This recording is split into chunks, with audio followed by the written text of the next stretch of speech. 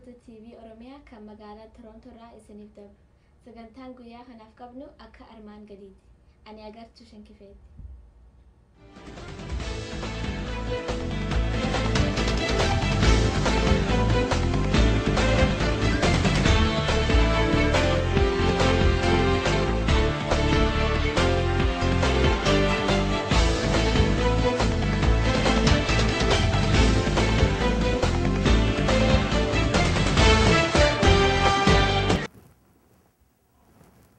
kabajamtoota daawwattoota TV Oromiyaadhaa akkam jirtan. Qophii guyyaa arraantana Adoolessa bultii 31 bara 2012 qabnu tanagaa akkuma baratamtetti oduudhaan jalqabna. Dhageessisaan oduu tanaatis Amasayyooti ammaan tana matootii oduu. Kibba Oromiyaa naannoo Boranaa magaalaa Moyyaalee keessatti lola uummata Oromoo irratti banameen lubbuun nam 30 ol gaaga'amtee nam 20 ol biyyarraa baqate. Fayyaan mallasa zeenaawiidhaa sadarkaan irra geesse ammallee hin bakkemne mootummaan Itoophiyaadhaa gaaga'ama keessa seenuu akka maltu dubbatame. Tokkummaan mooraa qabsoo Oromoodhaa daddaffitti akka itittu iyyannaan godhame. Islaamonni Itoophiyaadhaa diddaa mootummaa wayyaanee irratti eegalan tana itti fufan.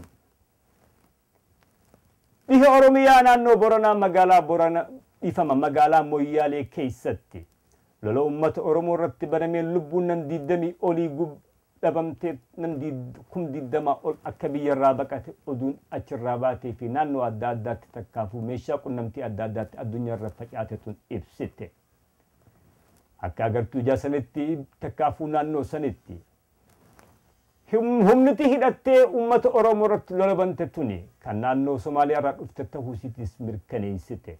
Kana kan mirkaneessu agartuun ijaa takkaafu uummanni naannoo san qubatan akka jedhanitti uummanni dhufee uummata Oromoo irratti lola bane kun kan afaan naannoo sanii hin dubbanne akka ta'e yoo dubbatan mootummaan zoonii 5 takkaafu tan naannoo Somaalee jechuudha. Maqaa baqattuutiin konkolaataa 7 guutuu fiddee ifa qubachiifte booda halkan meeshaa gurguddoodhaa fi meeshaa lolaa hidhachiifte amma bultii 25 ganama uummata Booranaa takkaafu Oromoo irratti dhukaasa baname. Bakki dura dhukaasni itti baname kun naannoo Caamus yoo ja'amu. Lola achirratti godhame masgidii naannoo saniitis gubatee magaalaa Moyyaalee keessatti baankiin Oromiyaatii fi waltajjiin poolisii naannoo Oromiyaatis gubatte.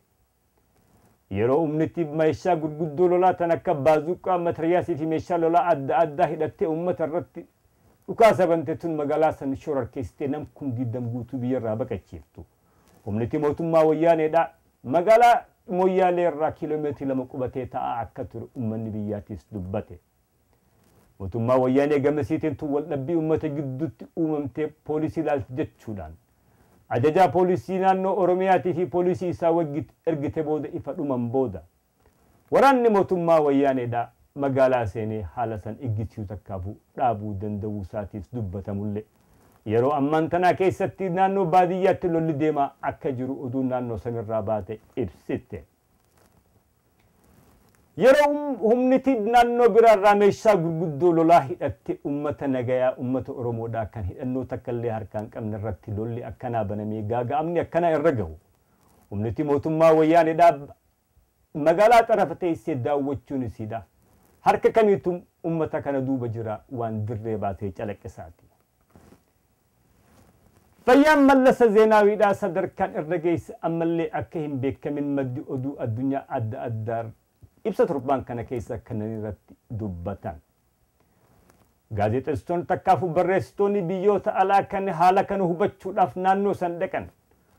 Qondaalota mootummaa Itoophiyaa irraa ibsa tokkollee argachuu akka hin danda'in dubbatan. Kanumatti aanuudhaan ajajaa waraana TPLF kan turee fi yeroo ammaa keessatti paartii mormituu mootummaa keessa kan jiru Sayyii Abrahaa ibsa gaazexeessitootaaf kan irratti mootummaa wayyaaneedhaa gaaga'ama guddaa keessa seenaa akka jirtu dubbate. Kana kan gochisiises takkaafuu kan jechisiise. Bakka bu'aan Mallas Zeenaawii waan hin qophaa'iniif jecha qondaalota mootummaa TPLF sadarkaa olaanaa keessatti wal shaquluun eegalamuu isiitis akka ta'e dubbate. Kanumatti fufuudhaan Itoophiyaa keessatti ambaasaadara Ameerikaa kan turee fi deeggaraa wayyaaneedhaa ta'uudhaan kan beekame Mr. David Shin ibsa kan irratti Gaagaamni mootum fayyaa Mallas Zeenaawii irra gahe kuni tasa yoo tahe takkaafuu qophii malee yoo tahe mootummaan Itoophiyaadhaa gaagaama cimaa keessa seenuu akka dandeettus dabalee dubbate. Tokkummaan mooraa qabsoo bilisummaa Oromoodha. Daddaffitti deebitee akka itittuu fi tokkummaan waliigaltiin tokkummaadha akka godhamtu iyyannaan uummata Oromootii fi manguddoo Oromoo irraa yeroo adda addaatti godhamtullee. Haaluma kana itti fufuudhaan barattoonni Oromoo biyya Jarmanii labsa torban kana keessa baasan irratti haala addunyaa fi naannoo sanii kan shaffisaan jijjiiramaa jiru keessatti qooda fudhachuudhaaf fi takkaafuu bu'aa keessaa argachuudhaaf. Jarmoonni Oromoodhaa garaagarummaa xixiqqoo qabaniif duuba kaayanii dantaa sabaatii fi biyyaatiif jedhanii daddaffitti akka walii galan iyyannaa dhiheeffatan. Iyyannaan tun tan gaaffii uummata Oromoo taatullee hogganoonni jaarmiyoota Oromoo haga ammaattillee jijjiirraa takka argisiisuun dhabuun isaanii danta dhibina tahuu isaatiis calaqqisiisa. Islaamonni Itoophiyaadhaa mootummaa wayyaanee amantii islaamaa addaan qoqqooduudhaa fi akka siyaasaa ifiin feetetti jijjiiruudhaaf dhiibbaa takkaafuutuu fi amantii islaamaa irratti eegalte tana dura dhaabbachuudhaaf diddaan isaan karaa nagayaatiin agarsiisaa turan itti fufan. Mootummaan wayyaaneedha takka humna isiitiin ulamaa'ii amantiitii fi hogganoota isii hunda hidhatti guurtullee. Ummanni amantii islaamaa hordofu kun haala mootummaan amantii islaamaa irratti agarsiisaa jiru kana dura dhaabbannaa isaanii itti fufuudhaan torbaanuma kana keessatti hiriira addaan hin cinne gochaa akka jiran oduun achirraa baate ibsite. Kana malaalchisee mootummoonni biyyoota dhihaa akkaataa mootummaan Itoophiyaadhaa haala kana itti tajaajilaa jirtu kun kan shakkisiisaa guddaa takkaafuu gaaffii guddaa jala galchaa jiru ta'uusitis dubbatan. Kana kan gochisiisu uummata hiriira nagayaa hidhannoo malee hukkara takka malee godhaa jiru kana mootummaan wayyaaneedhaa hidhattu guruun takkaafuu uleen itti jirtu kuni haala hamaa keessa naquu akka danda'uuf dubbatan. Kana malaalchisee mootummaan Itoophiyaa karaa nagayaatiin haala kana daddaffitti hiikkaa akka guutus iyyannaan naannoo adda addaarraa dhihaachaa akka jirtus himame. Daawwattoota keenya egaa oduun har'aaf qabnu tun asirratti raawwatti qophiitti aantu tangol dachaanutti nagattiin isiniin jaa hin fagaatinaa. Oromiyaa, Magaalaa, Torontoo. I'm Bolton Momer, and here are your headline news. 20,000 flee Moyale crashes. United Nations alarmed by intimidation of journalists in Ethiopia. Ex-Defense Minister, Ethiopia faces political crisis. Imprisoned refugees thrown on Sana'a streets. Ethiopia, rights-related demands risking terrorism. Oromiyaa, 20,000 flee Moyale red clashes, said Red Cross. Ethnic clashes in southern Ethiopia are reported to have left at least 18 people dead and 12 others injured. Conflicts over land and water rights have caused clashes between local communities in the past. On July 28, 2012, more than 20,000 people have crossed into Kenya to escape the fighting, the Kenyan Red Cross says. A spokesman told the BBC that people were continuing to cross the border, although Ethiopian government forces had intervened to stop the fighting. The clashes in the Moyale area are thought to have been sparked by simmering dispute over land rights. Local reports speak of armed militias taking up positions in outlying villages on Wednesday, with the fighting spreading to the Moyale town on the Ethiopian-Kenya border on Thursday. Many of those who fled the border into the Kenyan side of Moyale are having to sleep out in the open. The Red Cross says it's providing those who have been displaced with food, water, and tarps. United Nations alarmed by the intimidation of journalists in Ethiopia. The UN News Center says the top United Nations human rights official on Friday said he is seriously alarmed by the current climate of intimidation against journalists and human rights defenders in Ethiopia due to an overly broad interpretation of laws concerning terrorism and civil society in the country. The recent sentencing of 20 Ethiopians, including prominent blogger Iskinder Nega, journalists and opposition figures under the vague anti-terrorism law, has brought into stark the focus of the precarious situations, of journalists, human rights defenders, and government critics in the country. The UN High Commissioner for the Human Rights, Navi Pillay, said in a news release. Charging journalists and political opposition members with terrorism and treason charges is seriously limiting their legitimate rights to freedom of expression and association, Ms. Pillay noted. and urged the government to review its legislation as well as its interpretation and application by the courts. The overly broad definitions in the July 2009 anti-terrorism law of Ethiopia result in criminalizing the exercise of fundamental human rights, Ms. Pile said. Taken together, such laws have created a climate of intimidation. The human rights chief emphasized that the harsh sentences handed down to the journalists and excessive restrictions placed on human rights and non-governmental organizations are still stifling dissent and undermining the freedom of opinion in Ethiopia. She also noted that since 2009, there has been dramatic reduction in the number of organizations working on human rights issues, particularly on civil and political rights, which she referred to as deeply disturbing. Laws to combat terrorism must be consistent with the government's human rights obligations under the international conventions, as well as the African Charter on Human and People's Rights and other regional instruments to which Ethiopia is party, Pile said, reiterating that the United Nations is ready to help Ethiopia review its own legislation. Ex-Defense Minister Ethiopia says Ethiopia faces political crisis. Ethiopia does not have a firm leadership succession plan if Prime Minister Mallas Zenawi is no longer able to head the government, according to a former defense minister. Seye Abraha, who worked with Mallas on the ruling party's executive committee but who is now a member of the political opposition, said Tuesday that uncertainty and anxiety is growing over the nation's leadership during the prime minister's so far unexplained absence.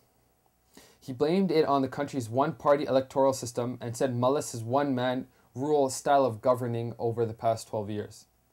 They don't have a system of leadership succession, Seye said. This is a crisis situation and the dust has not settled. Mallas had not been seen in public for about 3 weeks, even missing the African Union conference in Addis Ababa that was attended by 29 other heads of state of government.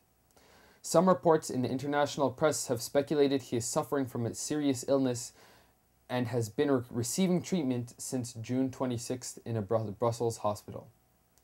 Information Minister Bereket Simon told reporters in Addis Ababa last week that doctor has prescribed sick leave for the Prime Minister.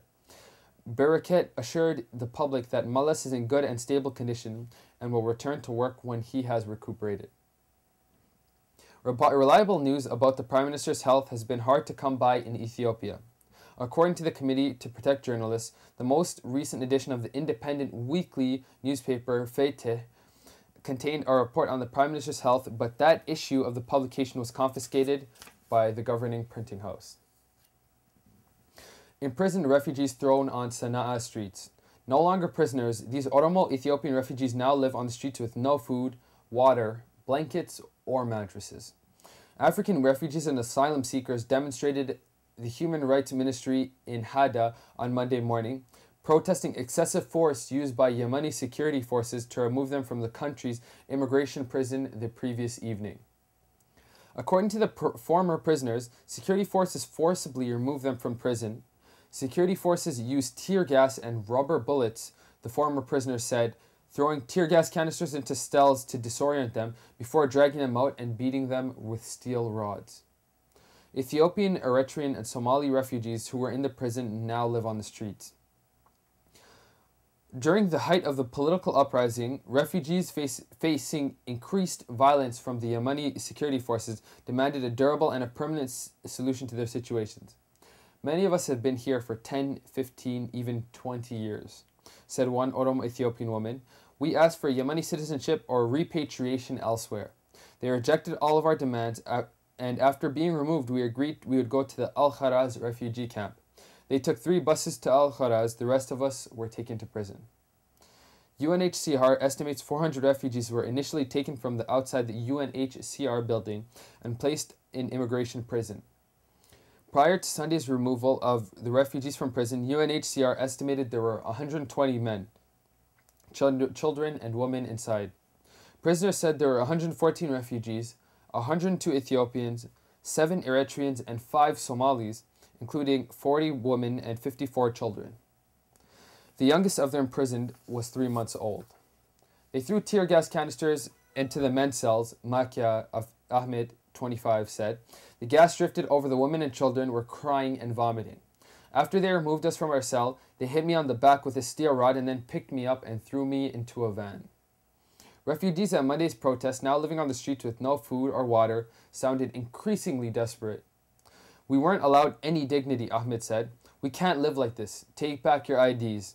They're of no use to us, she said about her refugee status identification card. According to the UN's 1951 Refugee Convention, to which Yemen is a signatory, the state has obligations to refugees. These include protecting a refugee's rights to non-refoulement protection against forcible return.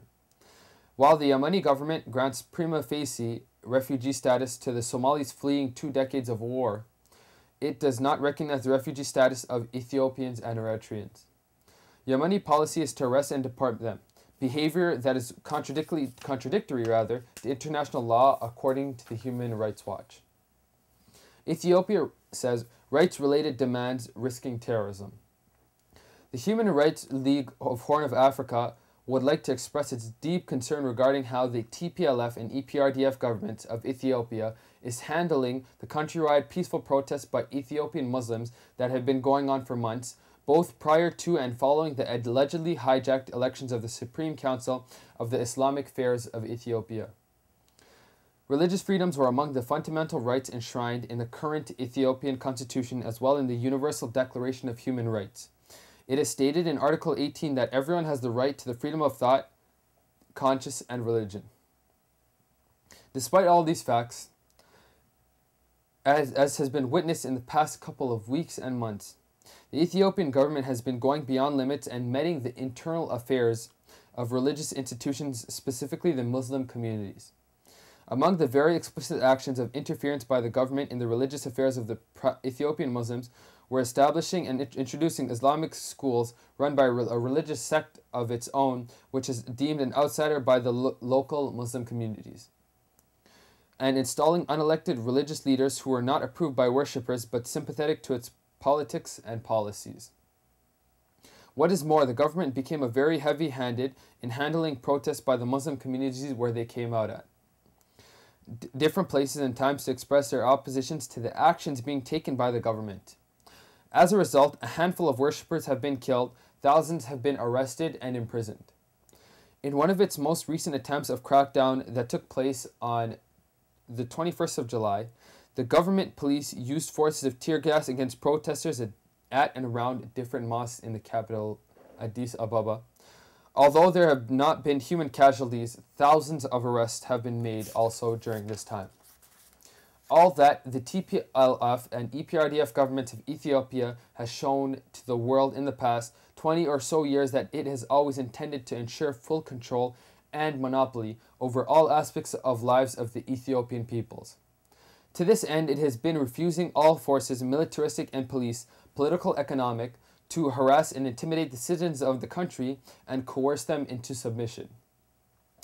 The HRLHA strongly condemns the politically motivated harsh crackdowns by the Ethiopian government against Muslim communities.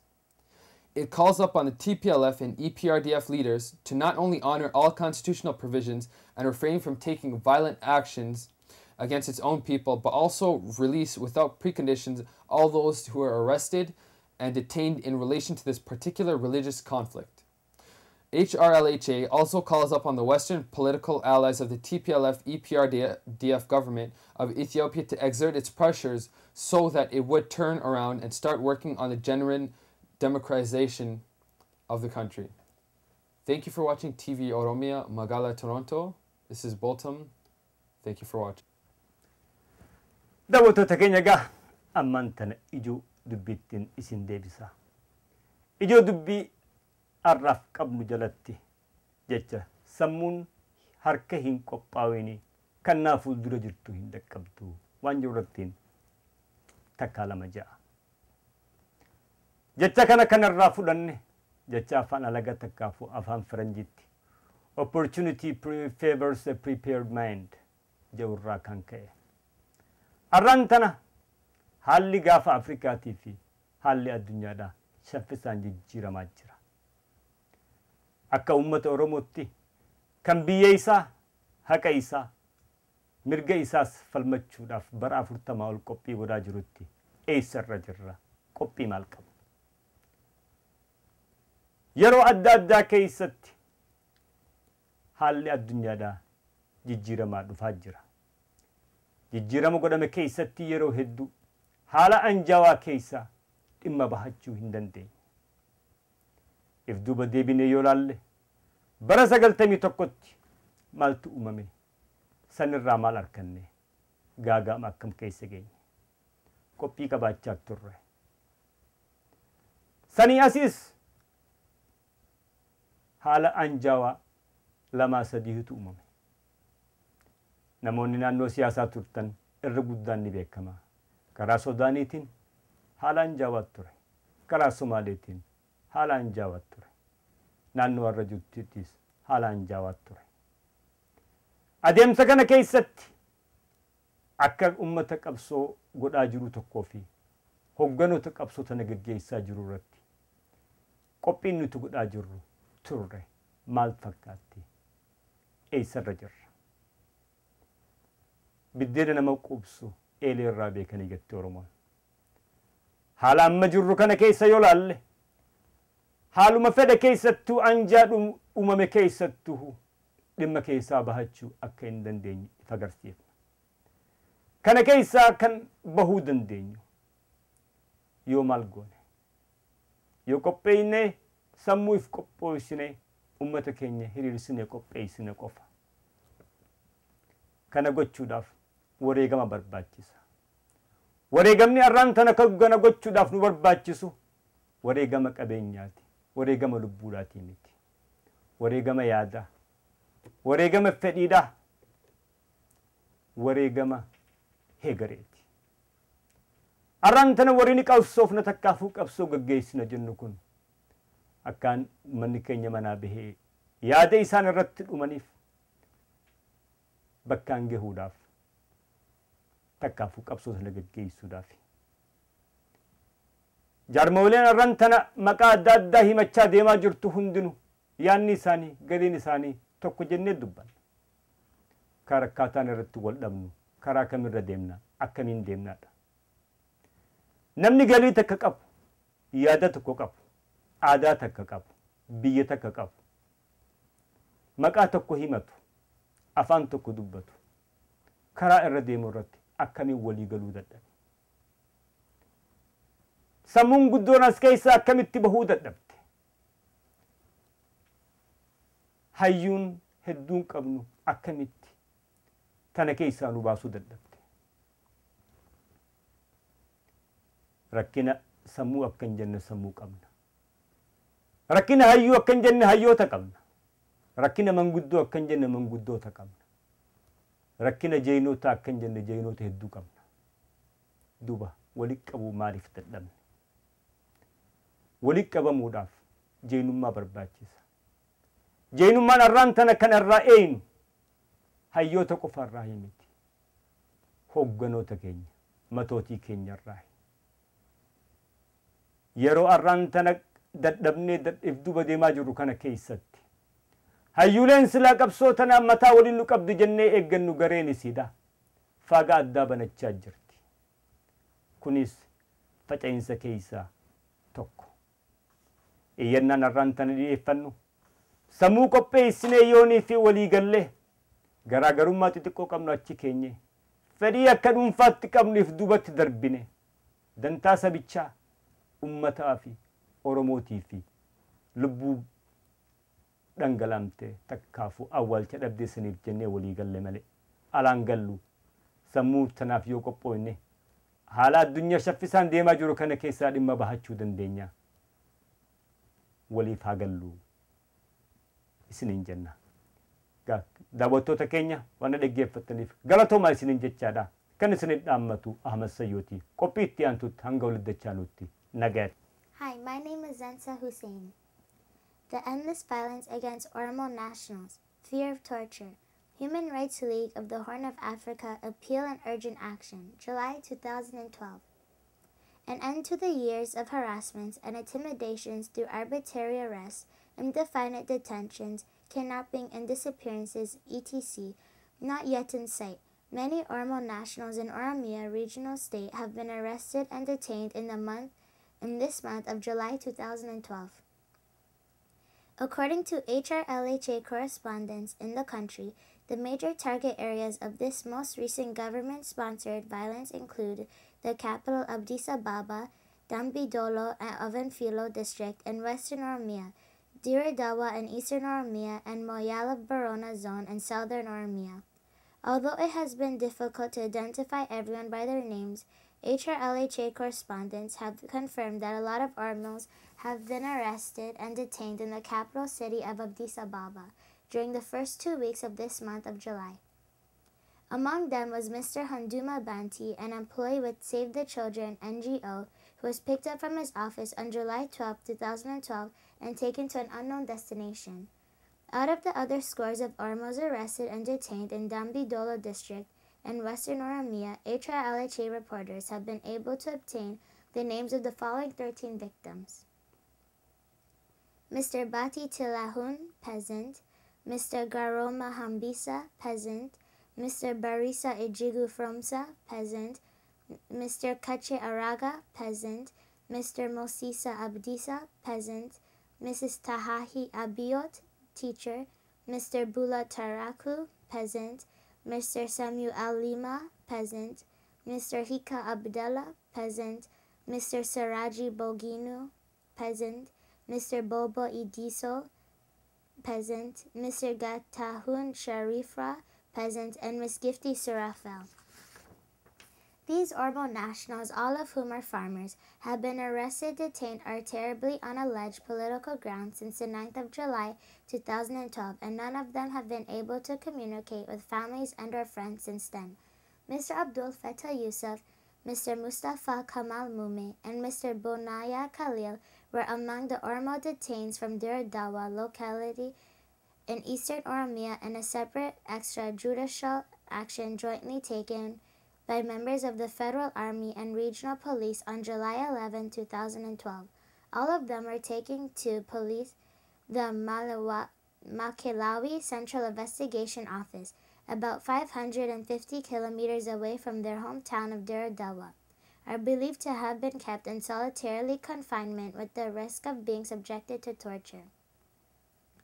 The Human Rights League of the Horn of Africa has also received a report from its correspondents in Borona Zone, south of Oromiyaa, that 7 young Oromo nationals have been arrested in the first week of July 2012 in the border town of Moyale upon their arrival from the capital Finfinne, Addis Ababa.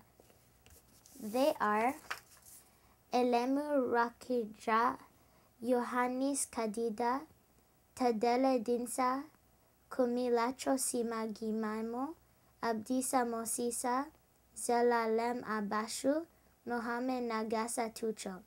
Their whereabouts are not known since their arrest, although they are believed to have been taken back to the capital city and held in solitary confinement in Makalawi Detention Center. Human Rights League of the Horn of Africa, HRLHA, expresses its deep concern over the safety and well-being of these Oromo nationals who have been picked up arbitrarily from different places at different times and are being held at unknown detention centers. The Ethiopian government has a well-documented record of gross and flagrant violations of human rights, including the torturing of its own citizens who are suspected of supporting, sympathizing with, and or being members of the opposition political organizations. There have been credible reports of physical and physiological abuses committed against individuals in Ethiopian official prisons and other secret detention centers. HRLHA calls upon governments of the West, all local, regional, and international human rights agencies to join hands and demand the immediate halt of such kinds of extrajudicial actions against one's own citizen and release the detainees without any preconditions. Recommended action. Please send appeals to the Ethiopian government and its concerned officials as swiftly as possible, in English, Amharic, or your own language expressing concern regarding the apprehension and fear of torture of the citizens who are being held in different detention centers, including the infamous Makalawi Central Investigation Office, and calling for their immediate and unconditional release. urging the Ethiopian authorities to ensure that these detained would be treated in accordance with the regional and international standards on the treatment of prisoners and to disclose the whereabouts of the detained and your concerns to diplomatic representatives in Ethiopia who are accredited to your country. Thanks for watching TV Oromiyaa Magaalaa, Torontoo.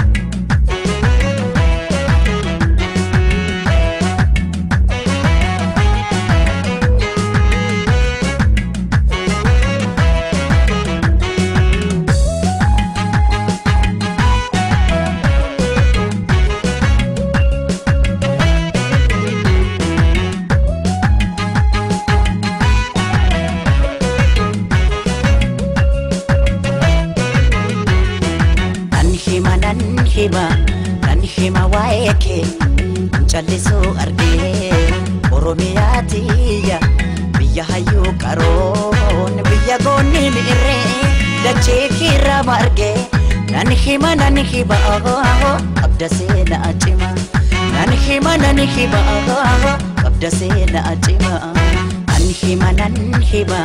Nanhima waeke Nchallisu argee Oromiyaa tiyya Biyya hayyuu qaroon Biyya goonni mi'irree Dachee kiirraa margee Nanhima Qabda seenaa cima Nanhima Qabda seenaa cima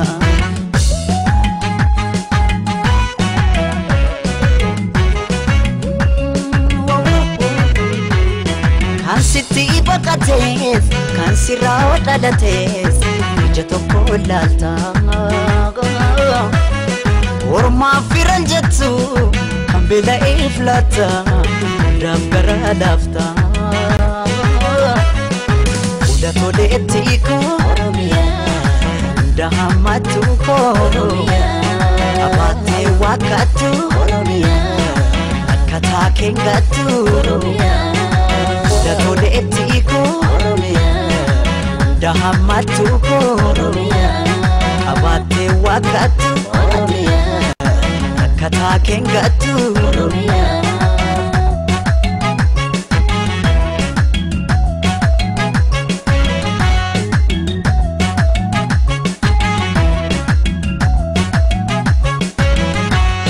Kaniin oore qabu isinii hambaan koo Otoon aboo dhaboo maaf ta'e carraan koo Kutaa dhaaba amantii maaliif wali qoqqoodu Ilmaan haadha tokko maaliif waliin ooddu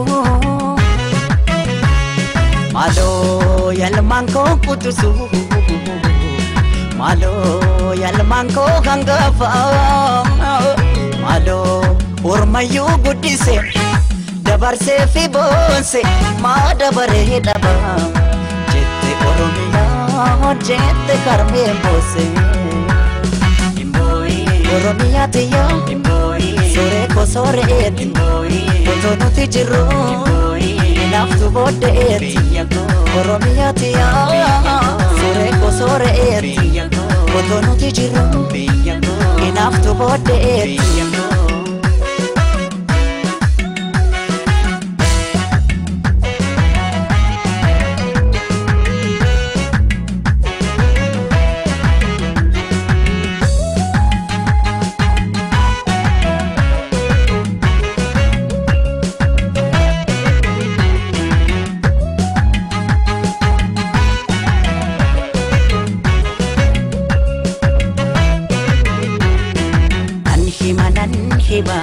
Nanhima waeke Nchallisu argee Oromiyaa tiyya Biyya hayyuu qaroon Biyya goonni mi'irree Dachee kiirraa margee Nanhima Qabda seenaa cima Nanhima Qabda seenaa cima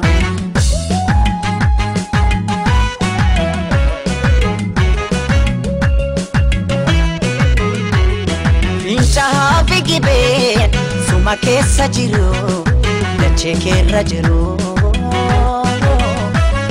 Dukkana biyyarraa ifatti jijjiiru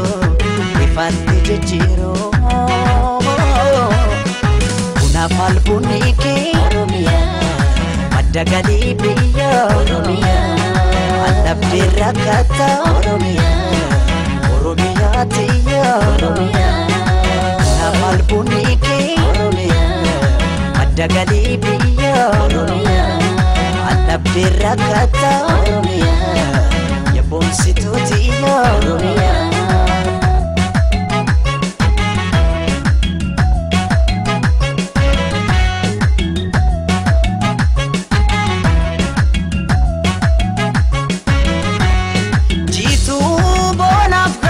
kan umamaan tolte jannata arditi kamtu siin qixxaate qabeenya kee gamtaan eeggannee guddifna duree ita'uu kee addunyaaf mul'ifna egaa oolmaan kee dachaadha egaa yoom himamee dhuma egaa qabda seena boonsa kumaatama kumaa ada jechuun biyya jechuun ana Oromiyaa dhuma biyya koo biyya sirna gadaa biyya koo madda walqixxuu biyya koo gaaddisa odaan kee mallattoo eenyummaa Oromiyaa tiyaa suuree koo sooreetti otoo nuti jirru hinaaftu booddee biyya koo biyya sirna gadaa biyya koo madda walqixxuu biyya koo gaaddisa odaan kee mallattoo eenyummaa Oromiyaa tiyaa